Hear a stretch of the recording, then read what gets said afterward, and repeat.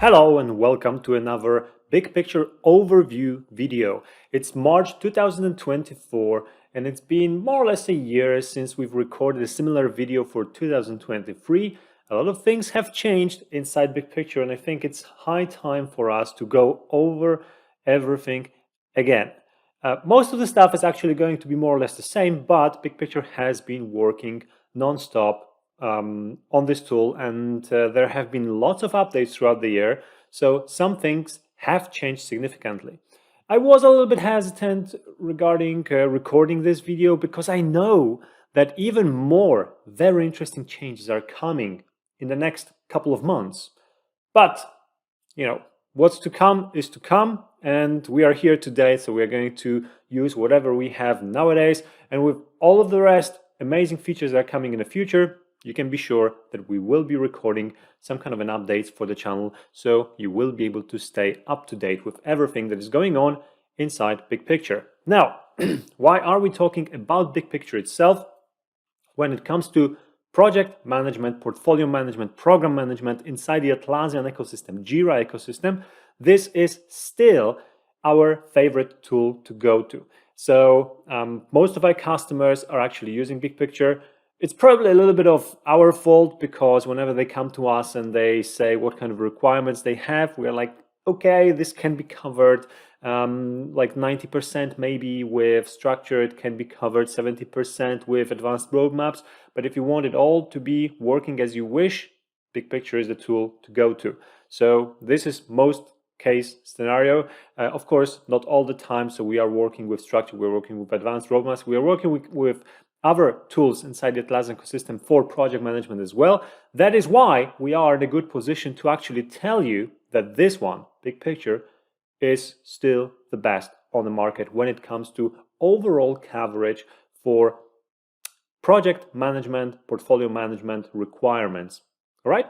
So the goal for the video today is to give you an overview, an overlook at everything that Big Picture has to offer. So I will talk a little bit about the tool itself, how it connects to Jira, and what are the main building blocks of the tool. And then I will go through all of the main modules of Big Picture and say a few nice and also sometimes bad things about them, so that you have a full picture and understand what is what and where the tool can actually be super helpful and what are still its drawbacks, what it's still missing, so that you can take or make a very conscious decision. And of course, if you would like to reach out to us to help you make the decision, feel free to do that. So without further ado, let's dig in. What we are looking right now is the Big Picture main screen. So this is the screen that you will go to when you enter Big Picture as an app inside your Jira. And this place will contain the list of, and here is the first thing we have to talk about, boxes, right? So Big Picture building block is a box. It's called a box. So every entry you can see here on the list, this is a box. Now I'm specifically saying, look, this is not a portfolio, this is not a project, this is not a program, because a box can be made to represent all of those things and many more, right? So that's why I mentioned it's a building block, because basically in Big Picture you create boxes and there are different types of boxes with different settings, and boxes with different settings can represent different things, right? So there are a little bit of different settings for the box that should represent the classical project. A little bit different settings should be applied to a box that is supposed to be used in the Agile approach.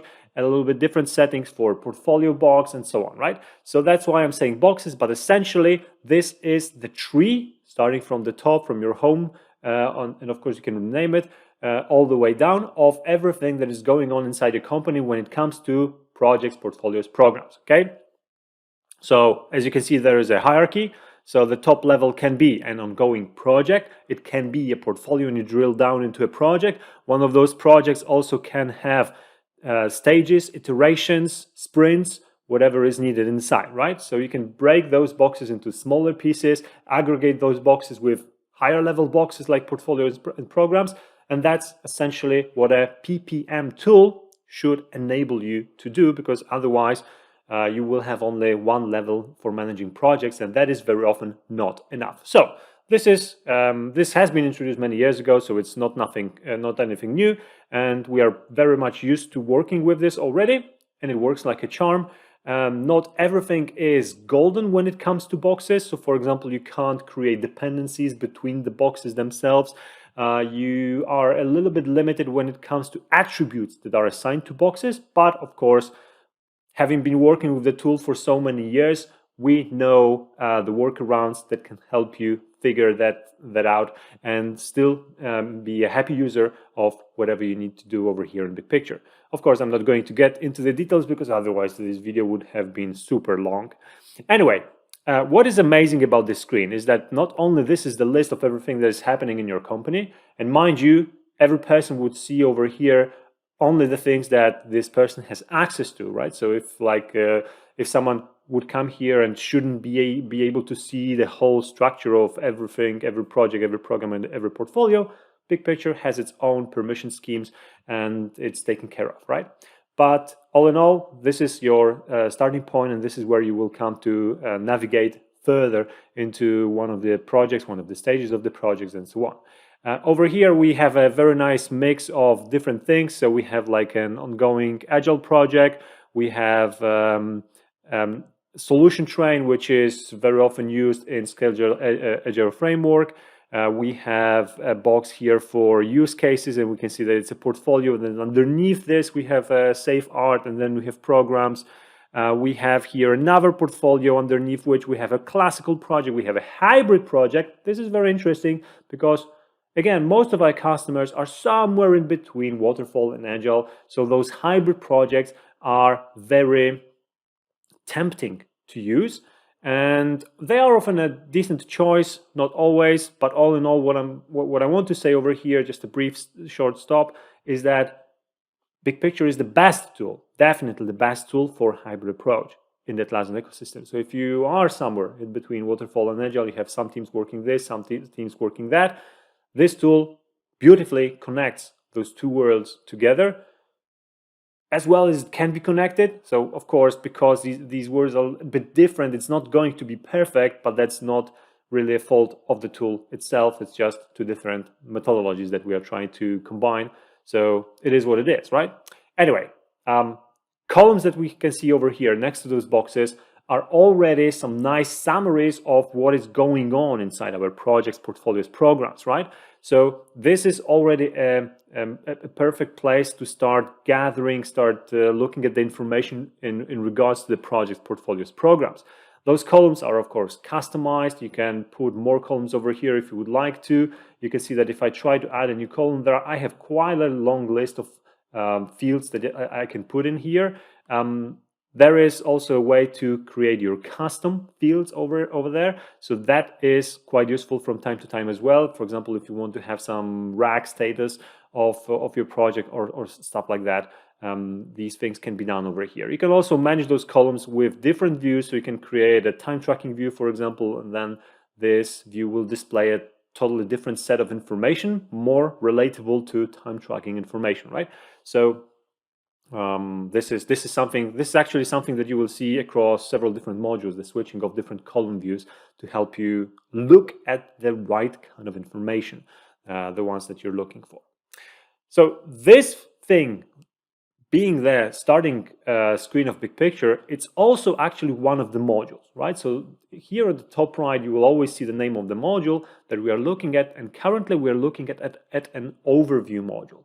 And this overview module will also be available in the boxes. If we drill down into one of the elements on the list over here, we will also be able to have an overview enabled over there, right? So let's actually do that. I'll hit this classic project, build the house, and we're going to, you can see that it's taking us straight into the Gantt chart, but if I want to, I can also switch back to the overview module.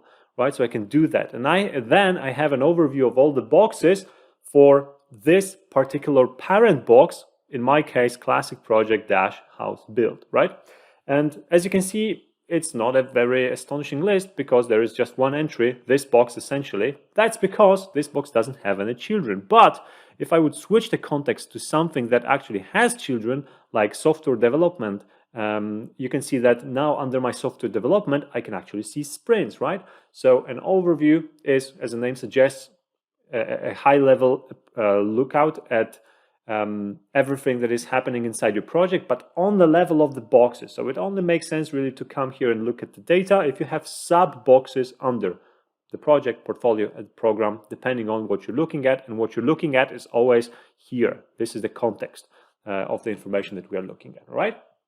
So let's go back to the other one. There was classic project, house built. This should be a very good one to actually go to the Gantt module. So let's visit the Gantt module. And of course, this is something that our customers very often buy the tool for, because the Gantt module in BigPicture is really good. And it can do a lot of amazing things, including milestones. Some of them you can, some of those you can see over here, including critical path, including baselines, and a lot more, right? So let me try to cover as many important information regarding the Gantt as possible over here. First of all, of course, the Gantt looks like a Gantt, the table part, the Gantt chart part. You can decide what takes more place on the screen, so that's of course customizable. And then when it comes to working with the information over here, first of all, you have the hierarchy of issues, so your work breakdown structure. Without this, there wouldn't be a Gantt, so that's pretty obvious. But of course, you also have dependencies that are connecting those issues. So all the lines, all the arrows flying over here, these are my dependencies, and those dependencies tell, of course, the tool what is connected with what, so that the tool can make sure that when I'm trying to move things around, so I'm just slowly scrolling down to see if I can move something comfortably over here. Let's try to move this one forward, right? I will push this one forward, and I'm not able to do that because of the dependency that is behind it. So I'll delete this dependency. I'll just be a tricky bastard over here. And now I will move this element forward, and you can see that because of the dependencies, the other elements connected with it have been pushed forward as well, right? So of course the logic behind the dependencies can be enforced. Therefore, we are not wasting our time creating those dependencies. They are here for something, to indicate that something should be happening, something should be rescheduling together with something else, right? So we have predecessors, we have followers, and all of that is working like a charm. Of course, we also have a hierarchy of parent and children, and the levels of the hierarchies over here are unlimited, right? So if you know a bit the Jira environment, you will know that in Jira, the 3 basic levels of hierarchy are epics, then something under the epic like a user story, and then subtasks, right? And it's hard to create more levels in Jira, especially with good visualization of those levels. Here, it's not a problem. You can create as many levels as possible. There are several ways of doing it. Different ways of doing it are more applicable to different scenarios, so it's worth knowing what is what. But essentially, if you know what you're doing, or you hire someone to help you figure it out, then you will be able to create as robust of a hierarchy as you need over here without any problems, without any troubles. And of course, the hierarchy over here is completely controllable. You can collapse, you can expand, and you can, of course, also on the Gantt chart control the parent and move it together with its children. So all of those things that should be here are here. Now, on top of this, you also are working. This is very, very important. You're always working on Jira data.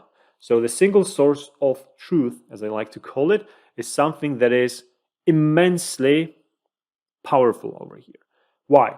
Because let's say I'm a project manager, and if as a project manager I come over here to work on my project plan, I of course would like to see some updates in terms of changes of statuses, numbers over here, right?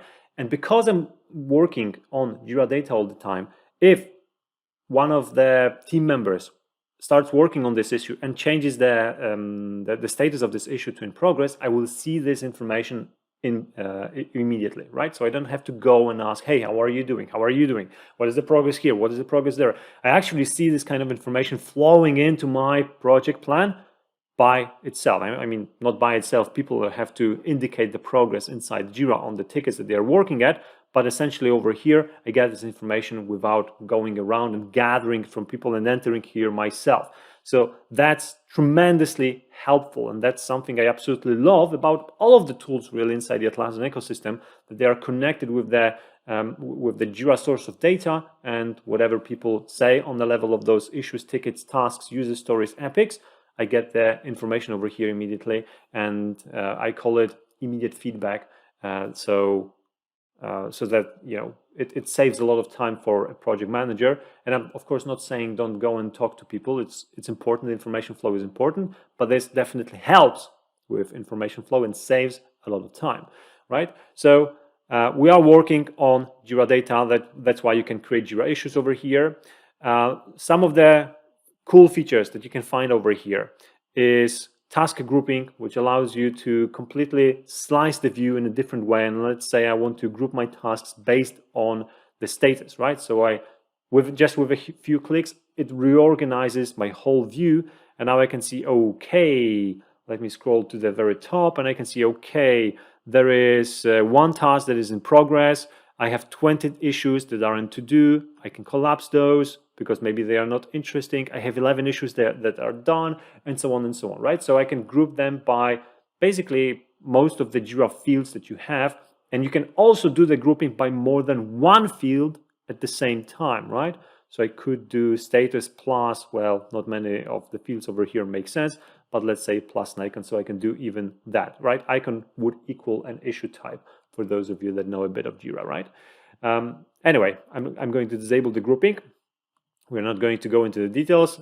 As you can see, many of the fields are missing over here, but that's because of the column views. So column views control what is available inside the grouping. So that's why not so many options were available over here. But believe me, a lot of fields can be chosen to group by over there. Then you have also baselines, I've mentioned before. Period warnings, very important for controlling the progress of work. The progress visible on the, let me see if it will work over here. We don't really have the data, but the progress can indicate the progress on the bar over here immediately. So that's sometimes very helpful as well. We have a critical path, so all the issues belonging to a critical path, if you enable this, will get highlighted like that. So then you will see exactly what is what. We can also mark the issues that are overdue. That's important as well. And then they get highlighted in red or yellow, depending on how late they are.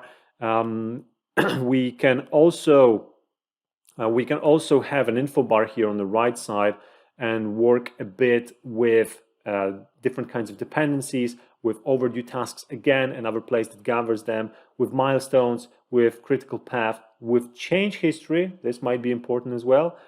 On top of this, both in Gantt, well, actually not both, but in Gantt and other modules as well, very often you will find filters. So of course, every tool should have filters. So you're able to filter out. Filters can be very helpful over here as well, especially if you have a large quantities of data that you're storing inside your projects, programs, portfolios.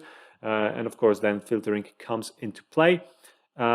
Two last things I want to mention over here is that you can get a sneak peek into the resource management over here, although there is a dedicated module for resource management, so we will visit this one. And last but not least, we also have scenarios. So if you want to disconnect for a moment from the Jira Live data and play around in kind of a sandbox over here, you can create an alternative scenarios and play around, move things left and right, see what fits, what doesn't fit, what makes sense, what doesn't make sense. And then you can decide, okay, I like this new plan, I'm going to merge it with my live scenario. And then bam, you have it live. If you don't like it, you just scrap it and it's gone, and you can start over with a different idea, right? So that's a very good place to rearrange things and see what is what without committing any changes to the Jira itself. It is important for some of the users because making changes to Jira sometimes invokes immediately some emails with updates being sent to people. If you don't want that, if you want to play around, as I said, without touching the Jira data for now, there is a way of doing that. And with BigPicture Enterprise, you also can have multiple of those scenarios. So it's a very nice hack to have over here, if I can say so. Let me switch to the scope module. So we will leave the Gantt module. It's amazing. It's a beautiful place to be. when it comes to project management and both waterfall and hybrid approach. But let's skip for a moment to the scope module. This will be a very short stop because the scope module is essentially the left part of the Gantt. It doesn't have the Gantt chart, but it has this left table part, or table-like part, and it's basically more or less the same. So you can organize things over here in hierarchy. You can control the columns that you're looking at. You have different column views, and you can create more if you want to. If you want to update the existing column views, you can also do that. And if I click over here, you can see that the list of fields that I can choose from is basically everything that you have in Jira, including the custom fields, right? So whatever I need to show over here, I can. That is beautiful. And with this, it's a perfect place to go and groom the data, for example, because most of the fields that you will find over here will be inline editable. So I can update this, I can update that, I can update the priority, I can reassign the person, and so on, right? So it's a very beautiful place to go through the list of your issues and update the data if you want to. And that's where, you know, the strength of this module lies, I think, because most of the time you will come here to just update the data or look at the data without the Gantt chart. But if you want to have an option to take a look at the Gantt chart and the placement of the tasks in time, most of the time you will actually go to the Gantt, right? Moving on, the resources module is the place where you will go to manage your resources, manage your people, your teammates.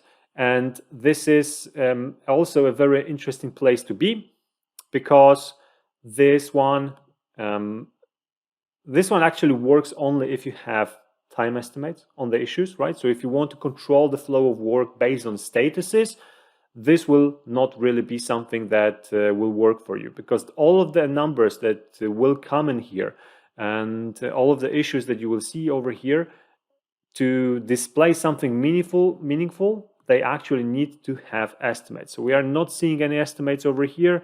Let me see this one. All right, this one is a bit different. And this one might actually have something assigned to that. So let me clear this view a little bit. We will remove the remaining capacity. We will leave the tasks good. This is okay. And with this, basically on the level of every person, you can see two rows. The first row at the bottom, this grayish one, is showing you the capacity of the person, right? So how much time the person is available for during the week in our case. And the top row, the green one, shows you how much time is allocated to the person, right? So we are not seeing any numbers over here. Let me switch to today, and if I switch to today, we can see that over here we have some issues assigned to people, and you can now see that some of those people are comfortably happy with the tasks assigned to them because they are green, and some of them are not that happy because they are red. Some of them are, I recently started to call this color golden, which means that they are approaching the full capacity, but they are not really at the limit yet. So they are close to the limit, but not breaching it yet. So this one gives you already quite a lot of information regarding, let me change the aggregation to daily, regarding, you know, how people are doing with the tasks that are assigned to them. And if I switch to daily aggregation, you can actually see that everybody is red. This is a very interesting example because the person is available for 8 hours a day, and the job that is assigned to the person takes, to Mike in this case, takes also 8 hours per day. It's still red. There is actually a trick to making this not red, and that's what I always do, because I don't find it really logical, because this seems like, you know, at the border but still acceptable. So it shouldn't be highlighted in red, in my opinion, and that's how I prefer to work with this tool. Anyway, what you would come here for is to manage your resources and see who is overloaded, who is not overloaded. Of course, based on this information, you can do several things over here. You can rearrange the tasks, you can reassign tasks to different people, you can work with the estimates of the tasks, you can break tasks into smaller pieces, lots of the stuff that can be done over here. But on top of this, the resources module also allows you to do the similar thing on the level of teams. And that's super important, because if you switch the view to teams, I don't know if I have teams here, I do. If you switch the view to teams, you get basically the same thing, but on a level of teams, right? So if you have multiple teams in the project, it actually very often makes sense to do the planning on the level of the teams first. And then when you're getting a little bit closer to the execution of the issues, of the tasks, you get more information, a better granularity of those issues, then you switch to individuals. So that team-based planning that we can do over here allows you to do the long-term planning further into the future, because this is a rough planning and more or less you know what's going to be going on over here. You know more or less the estimates, and that works on the level of teams. Doesn't really work on level of individuals, because you might not even know which individual from which team is going to be responsible for this task, or you might not even have the enough of the granularity of those tasks. So that's why I said that often the planning over here in terms of resources can be and is done on two different levels: the team level for long-term planning, rough approach, and then individual level when we get closer to the actual execution and we have a lot more information regarding the work breakdown structure and what actually needs to happen inside the project. So both of those approaches can be covered over here. And lots of other stuff that is actually super useful inside the resources module, including the way that you can control the availability of people, like workload plans, holiday plans, absences for those people. You can have people working in multiple teams and you can assign them to multiple teams for a different portion of their availability.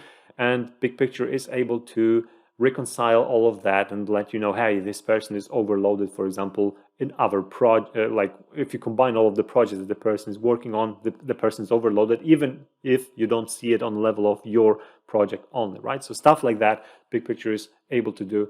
And I think it's a very good module to work with if you are working with estimates of your issues. It can work both with hourly estimates and with story points. In my opinion, it's better with hourly estimates, but it can work with story points as well. Moving on. I am slow today. Moving on. The Teams module, I'll just do a very short stop over here because it's kind of connected with the resources module, right?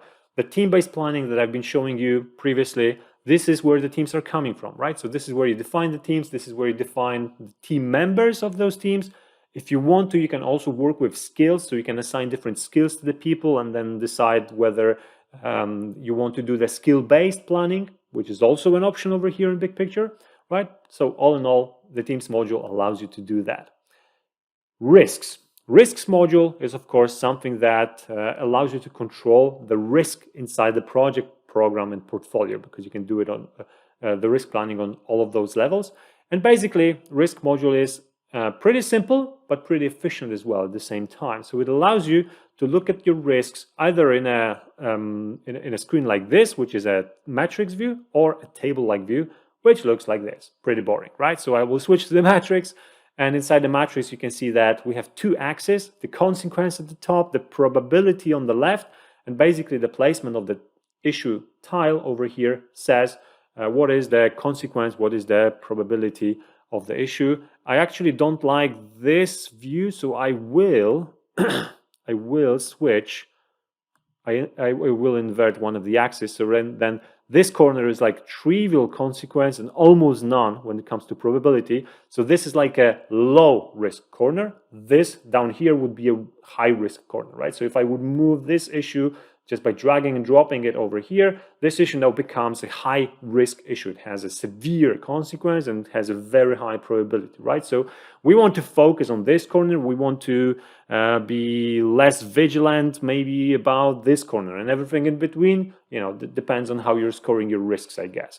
All in all, risks are risks, and it's always worth controlling the risks in the project, program, and portfolio. So that's why, even though this module is maybe not super advanced, it does the job, because you can control the information that are being displayed over here. You can create specific types of issue type for the risk, so that you can have all kinds of important information on the level of those risks, like, you know, risk mitigation plan, risk reserve budget, the person responsible for managing the risk, and so on and so on. So it's basically enough. And I often say, hey, it's not rocket science over here, But the response I hear from the people that are attending the training, for example, is that, hey, maybe it's not rocket science, but this is exactly what we've been looking for, and we are super happy that it's here. And I came to accept that, I guess, with time. All right, the next one we will visit is the calendar module. So the calendar module is like a different view of everything that is going on inside the project. So if you want to look at the issues from the calendar-like perspective, this is the view that you will come to. And basically, the issues are kind of like on a Gantt. You can see the bars of those issues, and they are stretching for as many days as they are planned in time. So you can see what is where. If there are more than 2 issues inside a certain cell, you will have a button over here, and it will allow you to see the whole list. Here on the right-hand side, you will see the upcoming tasks for every single day of the next few weeks and even months if you scroll very low. So for individuals, I think like this is a very good place to come and see what is actually important when it comes to me, what is on my platter in the upcoming days. For the project manager and the perspective of global overlook of what is going on inside the project, this is less useful because there are better views for this kind of a job, right? But all in all, I think the calendar module is useful when it comes to individuals at least. We have some modules missing over here, but they are more connected with the Agile approach. So I will switch to a different box that has more Agile data. But before that, I will also switch to the reports to show you that BigPicture has also a reporting module that allows you to look at the data from the aggregated perspective. And there are different types of the reports that you can create over here. So the most basic ones are task reports, and there are different types of aggregations you can apply over here. And all of the 5 reports that you can see over here, those pie charts, those bar charts, are basically task reports. But you can also have the risk matrix, which will create a miniature of all of the risks that are inside your project. So you can put the risk matrix over here. I can actually do that. It doesn't take any effort, and you can see now, okay, this is my risk matrix. If I click over here, I can see, okay, this is the issue that poses the risk over here, but I'm actually more interested in this one because this one is more dangerous. And if I click this, I will be taken to Jira issue view screen to look at the issues. The more interesting reports, the ones that maybe will spark your interest, are team dependencies, or I like to call them box dependencies, milestones and markers, right? So team dependencies allow you to take a look at the dependencies across multiple teams. So if you have multiple teams and those teams are working on certain issues and those issues are connected with dependencies, you will see those issues listed over here, right? So if I click this, I will see, okay, team architects has this issue, which is connected with end to start dependency with this issue from team construction, right? And the other way around, we have the list of issues. Oh, it's not really loading. So that seems like a small bug, but I should have a list of issues over here that are from team construction to team architects, and they are also connected with some kind of dependency, right? So this is important because controlling those dependencies is the most risky area inside the project. Well, maybe not the most risky, because actually another one, in my opinion, the dependencies or the box dependencies, is even more important. This one, yeah, it makes sense. It doesn't give us any data because I don't have any sub boxes over here. So I will switch actually to, I think this one had iterations, right? So if I go to this one, I can see that I have my box dependencies over here, and I can see dependencies across multiple sprints, for example, right? So if I have like sprint 4 that has dependencies to sprint 2, they will be listed over here, and then I can see them as well. So these are, again, the risky areas, and you want to have full control over those so that, you know, someone doesn't push an issue forward where this issue is a predecessor to something else that needs to happen during the upcoming time frame, the next sprint, for example, right? So that's why we want to be able to control those. Milestones and markers, no data over here, but basically it's a list of milestones and markers in your project plan. So again, like a shortcut to all of the most important dates inside the project. Could be very useful depending on if you're depending on the fact that if you're working with milestones and markers inside Big Picture, of course. Because we've switched the modules, we can actually now go and visit the board. Not the modules, but we switched the boxes. We can go and visit the board because now we will have some data over here. The board is another module that we haven't talked about yet, and this one is designed to be used when you're working in the Agile approach, okay? So at the top, you will see your sprints or iterations or any other time-bound boxes that your project is divided into, right? And then you are able to do the planning over here on the level of those sprints, on the level of those sub boxes, whatever they are. And you might be thinking, well, so that's more or less what Jira allows me to do. I can create sprints in Jira on the board and I can do the planning over there as well. You are correct, but this module has some advantages on top of this. Before I go into those, I will also mention that it synchronizes with the Jira boards and Jira sprints. So if you have the data over there, it's not like you have to go over here and now recreate everything. You can import stuff over here. All you have to do is just connect it properly through the configuration, and all of the stuff will appear here automatically based on what is already planned inside your boards and sprints in Jira, right? So that's totally fine. But on top of this, this view allows you to have a look at those, let's call them sprints. Let's work with sprints for now, right?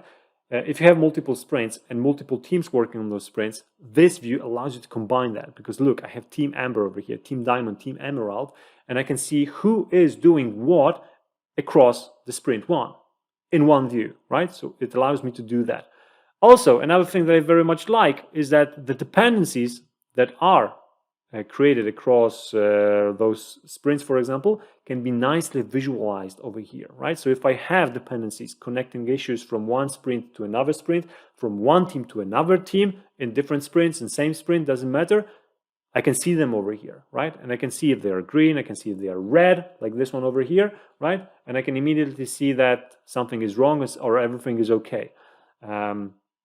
So, this is of course not all. There are also several other cool things about this, like capacity allocation that allows you to do the capacity planning and, assigning the issues to the team immediately fills the capacity of the team.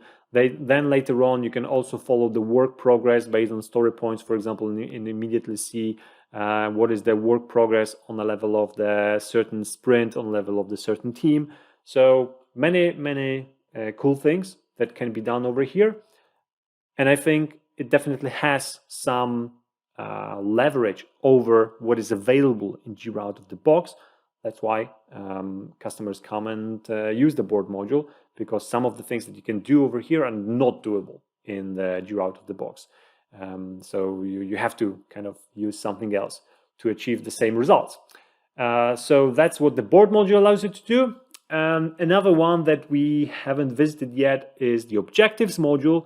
One of my favorites, really. Like it's not, again, kind of like risks. It's not rocket science over here, but this module allows you to do the objective-based planning, right? So if you're working with OKRs, if you're working with something similar, this is a perfect place for you, because it allows you to define those OKRs for your sprints, for your quarters, for your phases of the project. And you can also measure later on the progress of those objectives. Of course, those objectives are created over here to give guidance to the teams so that they know exactly what to focus on and where to work towards, what to look out for when they have to make the decisions by themselves. So that's why I like this module. It's not like complicated when it comes to using it, but it has this it has all of the features that allow you to make the people embrace their decision making and be more free when it comes to moving along, even without constant guidance from above, right? So it's like the opposite of micromanagement. It's objective-based planning, not micromanaging people. And I think this is why I like this module, because I like working this way, and I like people in my company to work this way as well. Yeah, so apart from what I already mentioned, you also can define planned business value and achieve business values over here. You can also use Jira issues over here, or just use text objectives if you want. You can also use the traceability of those objectives and connect issues that realize the objectives. So that's a pretty cool thing as well. All right. Whew. Let me look at the list. Let me actually go to manage modules.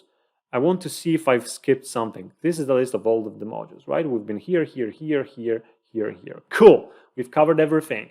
So this is what BigPicture has to offer all in all. And as you can see, it covers basically everything that the project manager, program manager, portfolio manager may dream of. What it sometimes lacks is more advanced reporting, right? So this is something that we often work with our customers outside of BigPicture. We are also working with different reporting tools, and if our customers want a little bit more robust reporting than BigPicture can cover, then we reach out to some additional apps inside the Atlassian ecosystem, and that's not a big of an issue. It also is lacking some of the features in regards to what it already has. So, for example, on the Gantt, I've mentioned it can have not the milestones, but the baselines. The problem is, though, that it can right now have only one baseline. So if you create one baseline, all you can do later is override the existing one. I also mentioned that changes are coming in the future, and that's exactly one of the changes that will come. We will have more than one baseline available, so that's going to be pretty amazing. Okay, I think I've taken up enough of your time, so I want to finish over here. If you will want to learn more about BigPicture, you can always reach out to us. The contact information is in the description of this video. We will be happy to help you figure out whether this tool is a right choice for you. If not, we will recommend something else. And if you will want to embark on the journey of implementing BigPicture together with us, or maybe just getting a training, we will be happy to assist you. Thank you so much for watching, and I'll be seeing you in one of the next videos.